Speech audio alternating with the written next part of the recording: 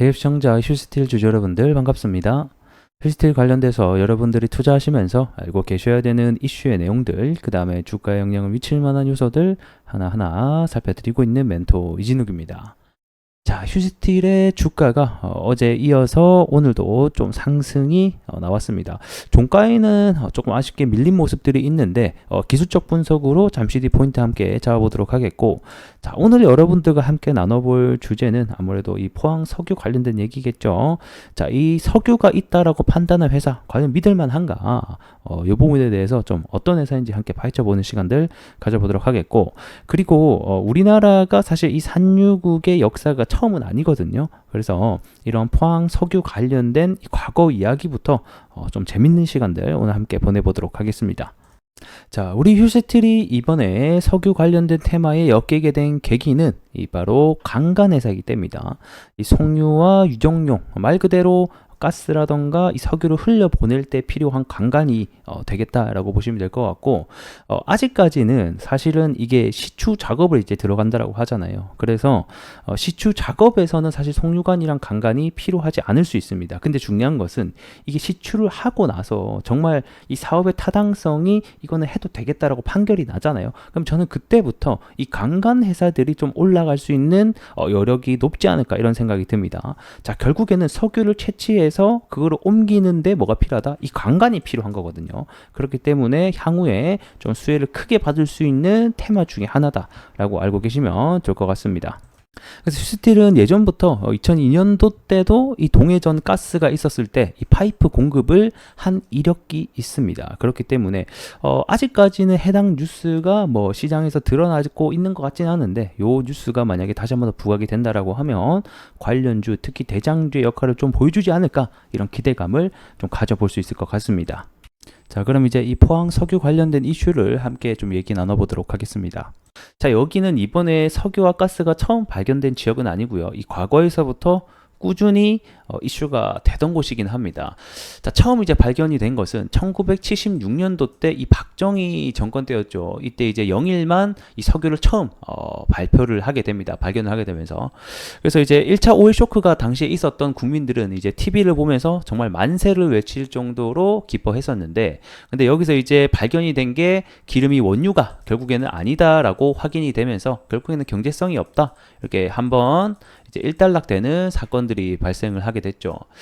자, 그리고 나서 1998년도 이제 여기 동해 가스전을 또 발견을 하게 됩니다.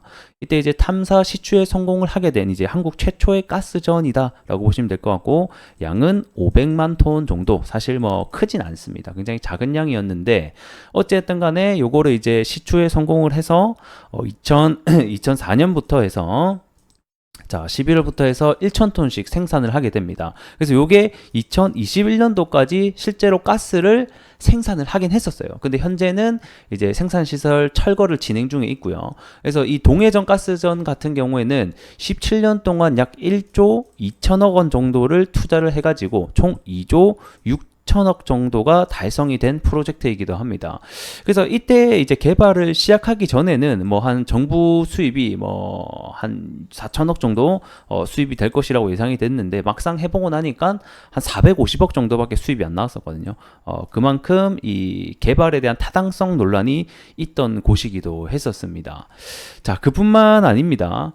이 포항 같은 경우에는 1970년도 때도 그렇고 2017년도 3월 달에 이 포항 공원 조성지에서 이 지하수 개발을 위해서 땅을 파다가 이 천연가스가 나와서 또 굴착기에 불을 붙은 사건이 한 차례 발생을 했었죠. 그래서 지금 이제 가보게 되면 이 불의 정원이라는 공원이 있습니다. 그래서 여기 보면 눈이 와도 여기에 이제 불이 계속 타고 있는 것을 확인해 볼 수가 있죠. 자, 옛날부터 그랬듯이 결국에는 여기 포항 영일만 지역은 석유와 가스가 나와도 이상할 게 없는 지역이다라는 것을 알 수가 있을 것 같습니다. 그래서 이번에 발견된 게 여기 팔강구와 여기 이쪽이라고 봐야 되겠죠. 기존에 발견된 거는 동해 가스전이고, 그래서 이 동해 가스전 대비해서 이번에 발견된 양이 한 300배 정도가 많다. 그래서 사업 가치가 있을 수 있다라고 이야기가 들끓고 있는 것입니다. 그래서 여기 보게 되면 유망구조 도출 지역이라고 나오게 되죠. 그래서 유망구조라는 것 자체가 그냥 말 그대로 예상 지역이라는 겁니다. 예상. 이게 이제 그 가스나 석유를 차갑기 전에 지진파 같은 거를 보내가지고 이 지층 모양을 짐작해서 여기 밑에 어느 정도 뭐 석유라든가 가스가 있구나라는 것을 판단을 하게 되는데 여기 이제 지진파를 쏴 보니까 뭔가 좀 특이한 어떤 트랩들이 발견이 된다는 거죠. 이게 판단이 되면 여기가 유망구조 지역이다라고 설정을 해놓고 여기 이제 시추를 해서 정말 석유가 있는지 어느 정도 양이 있는지 확인을 하는 이제 작업이 들어간다. 라고 보시면 될 것 같고, 그래서 일부 측에서는 시추를 통해서 실제 매장 여부를 확인을 해야 된다는 의견도 있고, 뭐 이제 매장 가능성과 경제성을 장담을 할 수 없는데 한 번 시추할 때마다 1,000억, 5번 하면 5,000억이 들어가니까 막대한 비용을 쏟아붓기가 어렵다 뭐라는 다양한 의견이 있긴 한 것 같습니다. 그래서 이번에 이 매장 보고서를 쓴 여기 회사가 도대체 어딘가 요거를 봤더만 이 미국의 액트지오라는 회사가 요거를 뭐 한 것 같더라고요. 그래서 요 회사가 사실 소기업이에요.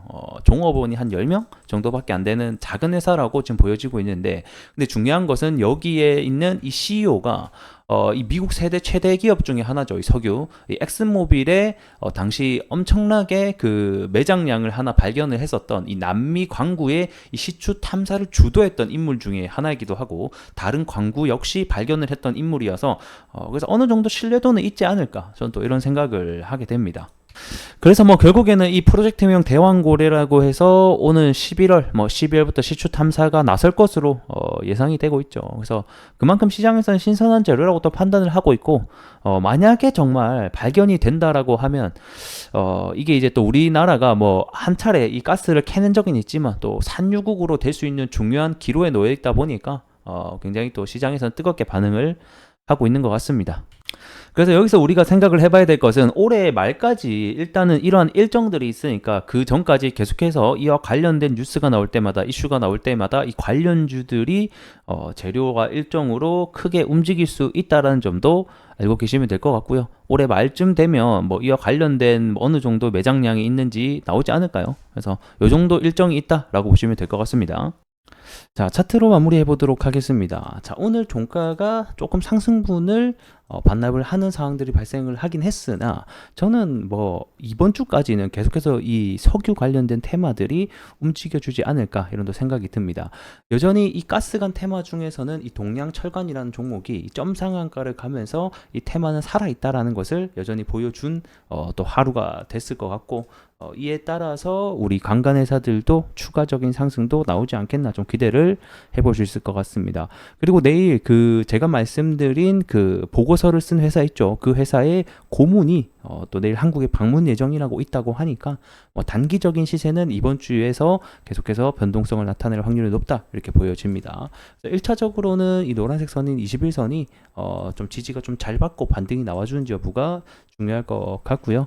하지만 위 5,000원대 위로는 매물대가 좀 많이 있으니까 이러한 가격대의 저항도 우리가 잘 확인을 해야 될 것 같네요. 자, 그리고 앞전에도 제가 말씀드렸지만 이러한 테마를 매매하실 때는 항상 관련주들을 한국 석유라던가 이런 대장주들이 있죠.